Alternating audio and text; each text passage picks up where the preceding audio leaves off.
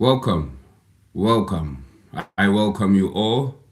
Welcome the new subscribers. Welcome the old Mataras who have been here since day one.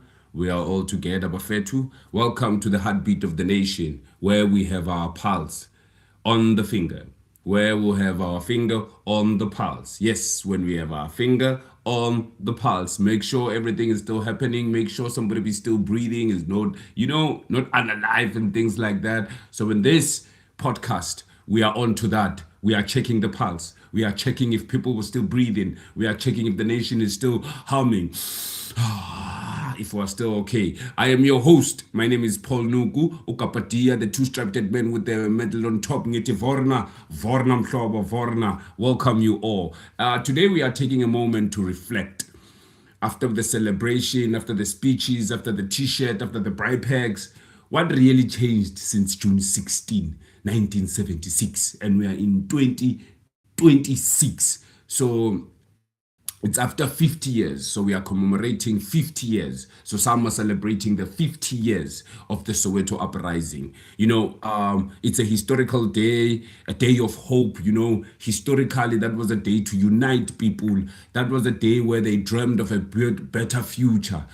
And in that particular day when they took to the streets, they had a hope that one day things will change. They had hope that one day inequality, they had hope that a black child, will get an equal opportunity to education, to work, to what life opportunities might entail, since, well, the apartheid government had rules and had policies in check for making sure that a black child doesn't progress. Even the level of education they got, even the level of life in J, even the level of housing. You can see how Soweto is designed. You can see the houses compared to the houses when you move up north. I will not name particular places up north. So you would understand even the yard, even how congested the place is, even how the move in and out is constructed, that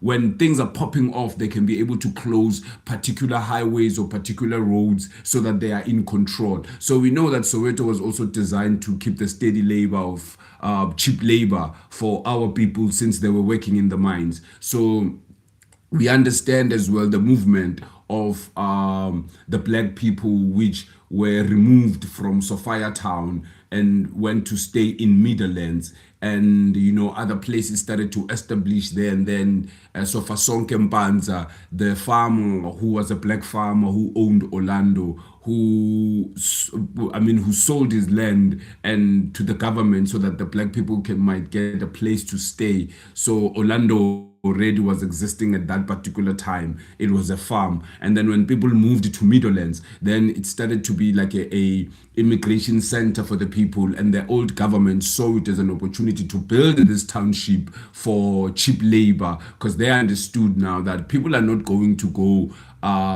to their respectful villages or to their respectful born places where they were born. So they knew now that they had to keep the steady labor at the cheap labor. So they built the town for the black masses to be able to stay in that town. And Soweto now became, known for its multi cultural space where everybody who was looking for a better life would come. Soweto, especially black people, because they were not allowed to be in the north. They were not allowed to be in places where white people used to stay. So white people didn't want black people to be in spaces as some of them. So the places up north were not built for some of the black people who now are staying there. They used to all of us used to stay Kobuma, Soweto, and other black township, because the law didn't allow us to stay wherever we wanted, and the white people didn't want to integrate at any time, at any point.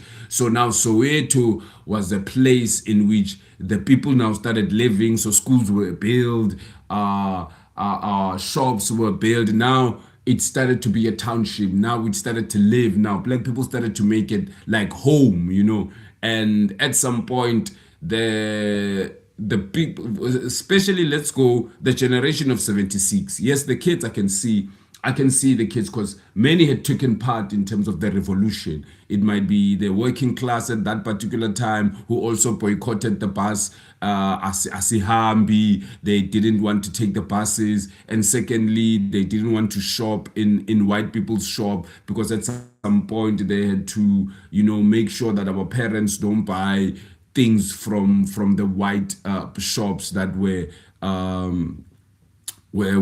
selling stuff at that particular time. So there were a lot of people who contributed towards the struggle, and worse, the kids now of that time took it to the street, their grievances, and saying we do not want to be taught in Afrikaans. So the initial thing about the students in which it was they applied, but there were many layers in the applied, because the first layer was they don't want to be taught in Afrikaans because Afrikaans would be like an oppressor's language, and now the oppressor wants us to learn in their language. It means now they are stripping off our identity, our culture, our history. So the kids knew and understood very well, and even the teachers at that time, because you have to have somebody, I would say it's Mashinini, you will have to have somebody who will conscientize, who will give an idea of what this means when they are being taught in Afrikaans. So all of these dynamics, of all of these layers made the children to wake up and go, no, we are taking it to the street. We don't want to be taught, Afrikaans and be it a media of communication, because that was the point. It was supposed to be the media of communication. So maths would be done in Afrikaans. Biology will be done in Afrikaans, economists will be done in Afrikaans. And I think it's not like a bad thing when you look at it at this particular point in time, when you argue with experts about language and how language is so important and how we have translated language from the colonial perspective to our own language and making it make sense to us. But I think during those times, it was a matter of the oppressor's language. It was not understood clearly, and because it was oppressed, it was forced onto the black man. The black man was like, because also you would realize that you stripping off the culture and identity of a people when you make them learn another language. So also the inequality at that particular point in time, they saw their parents were struggling, they saw their parents were crying, they saw their parents were having difficulties to maneuver in a place they called home, because all of a sudden they were like what they will call this dompasses, a document that you will have to move around with, and at a specific time you were not supposed to be in a particular place because those places were controlled, and the white people, the apartheid regime used to control these particular spaces. So you were never allowed at the CBD at a particular point in time. You were never allowed in the streets in the township at a particular point in time. So you will show off your identity document, and your identity document, which was called the Dompas, had a sticker that says you are allowed to be in the CBD because you are working, and maybe your employee has written a letter to the Bantu office, and the Bantu office will give you a stamp that you are allowed to be in the CBD for this particular time, 4 weeks, and after 4 weeks you need to go back home to your Bantu office, get another stamp. It was like your working visa, and like at this particular point in time. So the black man was having that, walking around all the time with that. So fast forward with all of that now, we are 50 years later. We are commemorating now, and at this particular point in time, we are sitting at the space where we are going. That historical day symbolized hope and unity and dreams of a better future. But are we gathered now at this particular point in time around the fire, in the stadiums, under the tents, and a reflection of we are commemorating or we are celebrating, and there are speeches that are thrown. Obviously, we're going to get t-shirts, yes, we're going to get bribe packs, we're going to get food. But what has really changed since June 16? The promises were made. I asked myself even today, why also try to hold on to memories? And these memories are so vivid that people died and there was bloodshed and there were so many injustices that were happening in our spaces, to find ourselves today, these promises are made? Or it's just simply holding on to memory while change remains elusive? And like, this is a story, that belongs to all of us. So let's engage. Let's walk through the past and like so that we understand the present, so that we can be able to hold each other accountable for the future, so that we understand when the future pops and people like us didn't document such things, we might not find ourselves explaining to our kids what was really happening at this particular point in time. 15 years later, Baba, what did you do? What has happened? Because now they'll be asking me after 60 or we're going to say 70 years or we're going to go 80 years or we're going to go even 100 years of celebration, but would they be still changed? Because historically I've walked through the past to say why it was supposed to happen in that way. The present, where we find ourselves with speeches and t-shirts and bright pegs and food and poems and commemoration and people telling us we must have hope, because we can't eat hope, we can't eat the revolution at some end of the day. There must be food on the table. There must be employment. People must work and like. So June 16 is not just more than a date on the calendar. It's a symbol of resistance, of youth rising up against injustice. I mean, it is a day that reminds us all about the power of hope, of what can achieved when we stand united. But how do we keep the spirit alive today? How do we?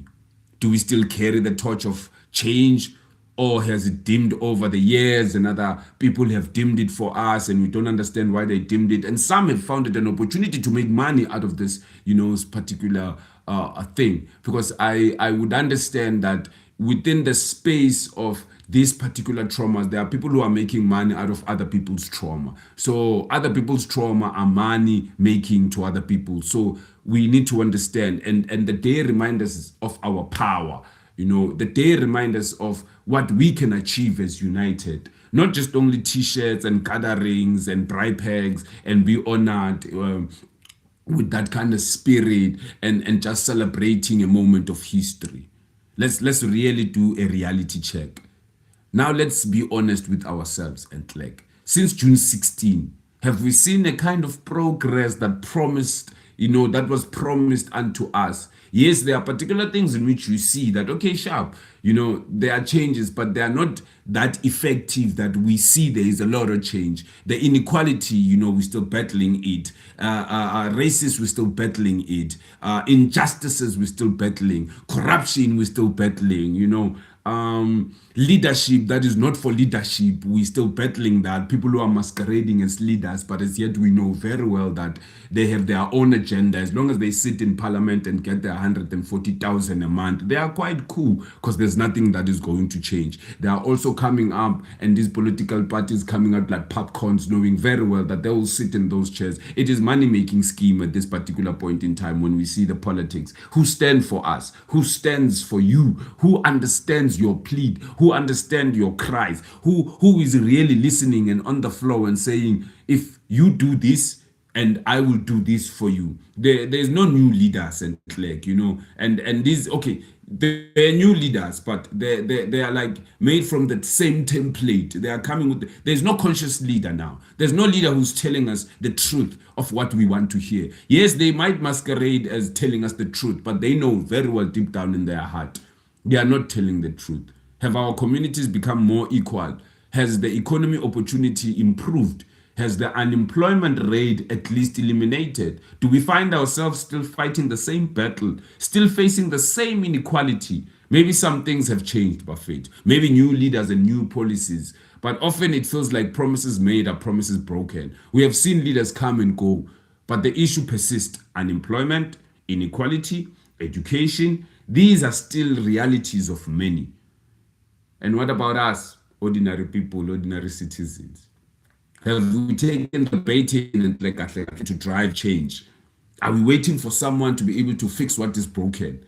Because at the end of the day, we really are trying to fix things. We are trying to enlighten, to conscientize the masses. But we know very well there are also forces that are against what we are trying to do. And we know very well, I know when I sit in a space where I know, firstly, limited funding. Secondly, support. Thirdly, there's no assurity of people like us making, mainstream. I don't know what to call this, but to be supported in such a way that even the people that are supporting us, they know our plight, they know what we stand for. Because of what we stand for, that means we are not going to be supported. We are not going to be funded. These particular spaces won't be able to be spaces in which people would go, we are enlightened here. We need to follow this person so that we understand where we're going.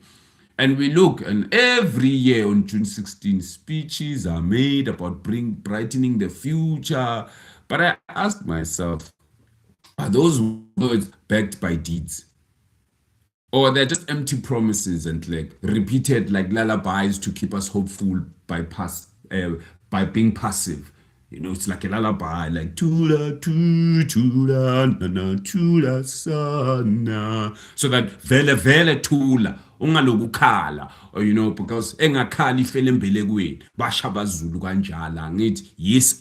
When you don't cry, people don't see if you have a problem or not. That's a direct translation and like, because embelekweni would mean you are having a kid in your back and the kid in your back is not crying, meaning he's okay, or they are okay because they are at your back and you don't see anything. You've just rocked a baby, you've rocked a baby, so it's okay. But when the baby cries, you know very well they need help. There's something wrong. The arm is not sitting well, or the head is not sitting well at your back. So black people have that thing of putting kids on their back. I don't know if some of you who are multicultural, would understand, because I know I have people all over the world. So I'm trying to explain this culturally because I know there is cultural difference.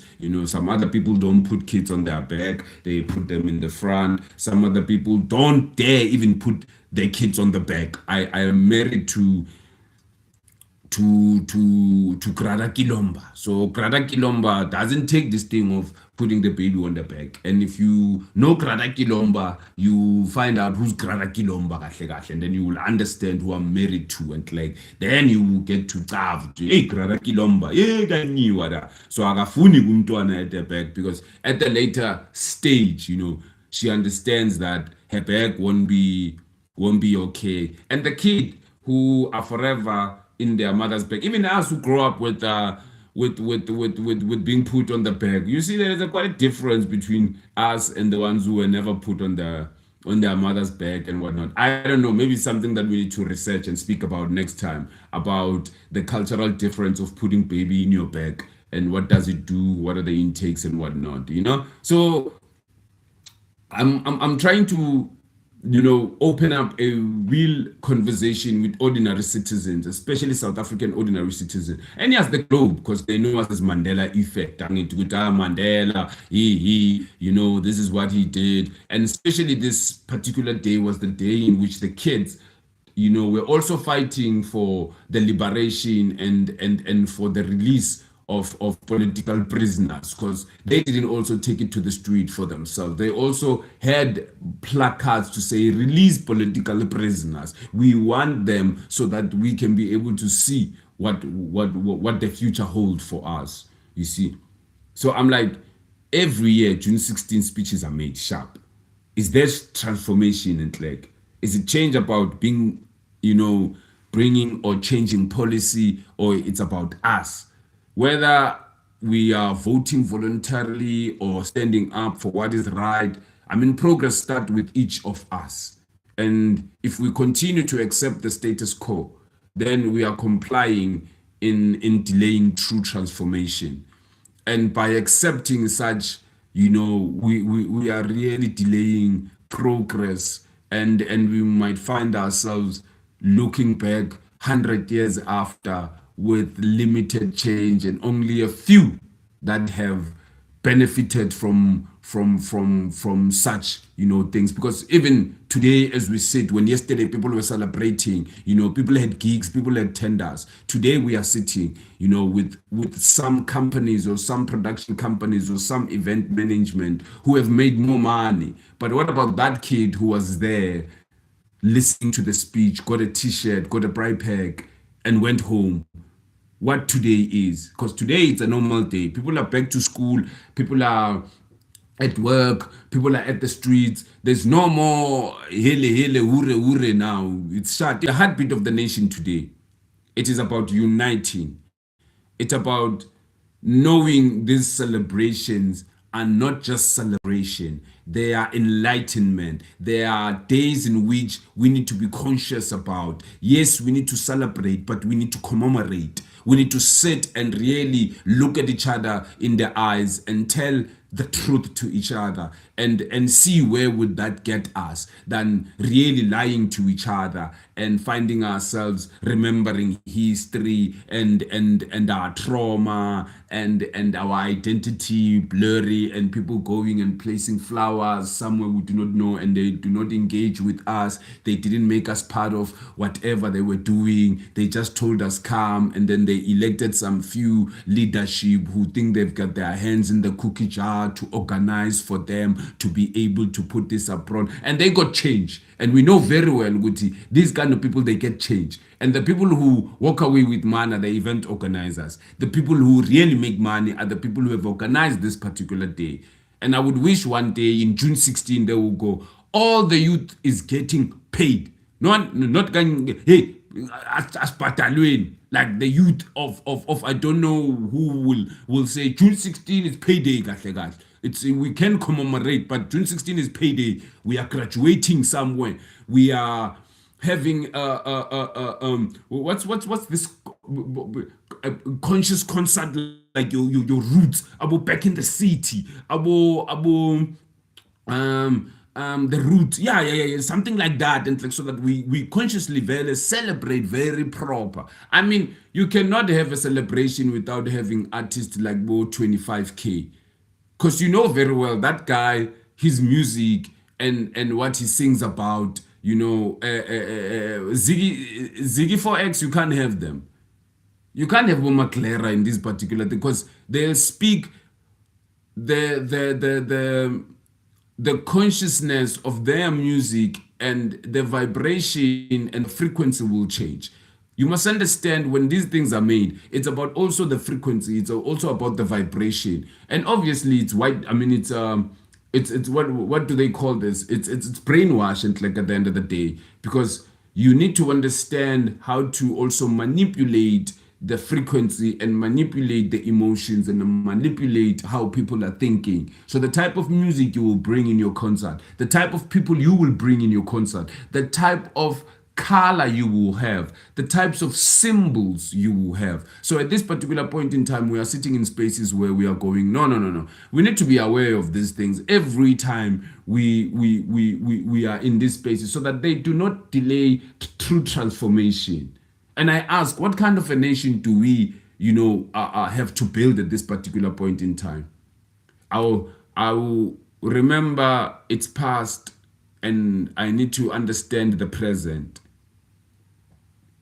I really find myself asking these particular questions. What do our nation want to build? One that remembers the past and acts in the present, or one that wait for promises to be fulfilled? So we sit and wait for a better life for all. I mean, as we draw to a conclusion, I want to leave you with this thought. Change is not a gift handed down from above. It's a journey. We must walk it together. And in the heartbeat of the nation, we are stronger together. And if we choose to listen, to act, and to believe in these things that we are doing, and to believe that some of you who are listening to this thing, who will understand what the plea is about, waking up and understanding that you cannot be lied to. The truth, the time about us now realizing that you cannot lie. It's clear. The reflections have told, history has told us. How many has this celebration went? Even yesterday, there was a celebration. And I know some of my kids and some of my people were in Nasrec. They've been driven all the way from Northwest, Hammanskral, Mpumalanga, Cape. They were all driven and they all were in a particular tent. Today, they are home. What do they have? They had free transport yesterday. They got a t-shirt. They got food. What else? They got speeches. They got poems. They carry hope home. Hope of a better future. Hope of a better life. Hope of tomorrow it will be okay. Tomorrow we'll wake up and this all will be over.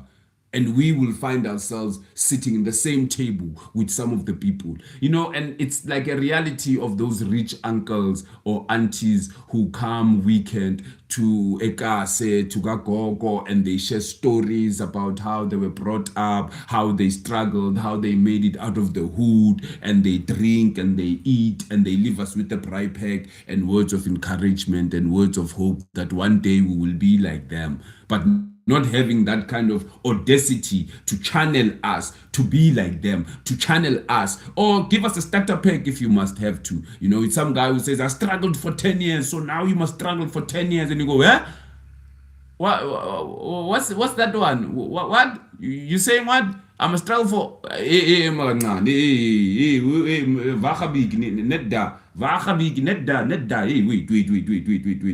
It's your struggle. Then I am faced with a different struggle. Your struggle and my struggle are not the same. And we know very well this time in our life, we have two commodities. It's either it's funding or it's visibility. If you don't have visibility, if you don't have funding, there's no way your business, there's no way your idea, there's no way you're going to make it in this particular time. And I heard other people saying, yeah, you've got vast... opportunities, you have what's this, you have technology on your hands, so it's easy to reach out. These people don't reply, and I hope you are all listening to say reply. When we text you, when we say we have ideas, when we say we want, reply. Just to say I got your email, or I got your Insta, or I got your face, or whatever, just reply so that we understand we are speaking, we are together, and because we find ourselves in spaces where we apply, like we sit in spaces where I like me, every day I apply. Every day I put my CV somewhere. Every day I have an email written to somebody. Yes, I want to go to school. I want to study further because now I'm in a dilemma that I want to finish my PhD, but I do not have money to finish the PhD. To the PhD. Rhodes University wants 29,400, which I do not have at this particular point in time. I know I've applied to some spaces to say, can I get sponsors so that I can be able to finish this PhD? There's a debate now in our country springing since Dlamini spoke and said educated fools. So now people are questioning PhDs, are questioning education. I'm sitting in a space now, I'm questioning this education. And my reality is where during those times when I didn't think of school and whatnot, and I was doing my shenanigans in the street, I used to make a lot of money. Then I went to school. I don't know if you understand me. When I was in the street, I was making a lot of money there. Like, yes, says Negi Panda Mfana Semzini. Yeah. Kaya skolong. Kaya skolong.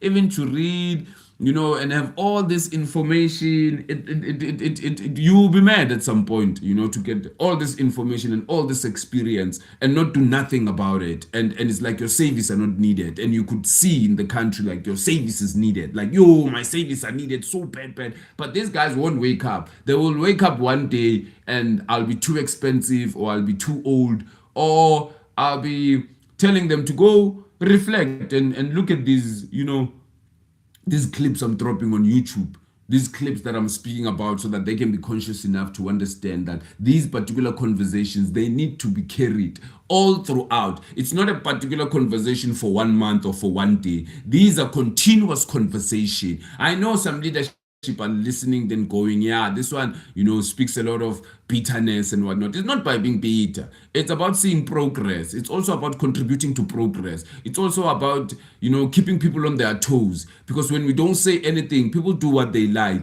and they misuse a representation, and they say, no, we are representing, people like Bob Paul. No. People like Bob Paul are being represented by people who listen to them and people who are on the ground. Because Tina, we keep our finger on the pulse. Our finger are always on the pulse. So, like I said, it's a continuous conversation. It depends if the future is in our hands or it's the future in other people's hands who are in control all. Until next time, Bafethu, stay hopeful. And remember, open your eyes. Let them not lie to you. If you are still in a place where you're feeling like there is more to be done, do something. Yes, we are there. We email them. We tweet them. U-X manje ngoba Elon Musk uzolwa nami uzongidelete ama. Yeah, vele siyaba X no, siyaba Instagram, siyaba shama open letter, you know, and we need to mobilize better in terms of the future, because like I said, united we will conquer a lot, but divided we won't conquer a lot. And I still believe the truthful act, it's believing in what you're doing. Ladies and gentlemen, I'm your host, Upol Nuk Ukapatia. Sorry. Vornam Club. Vorna.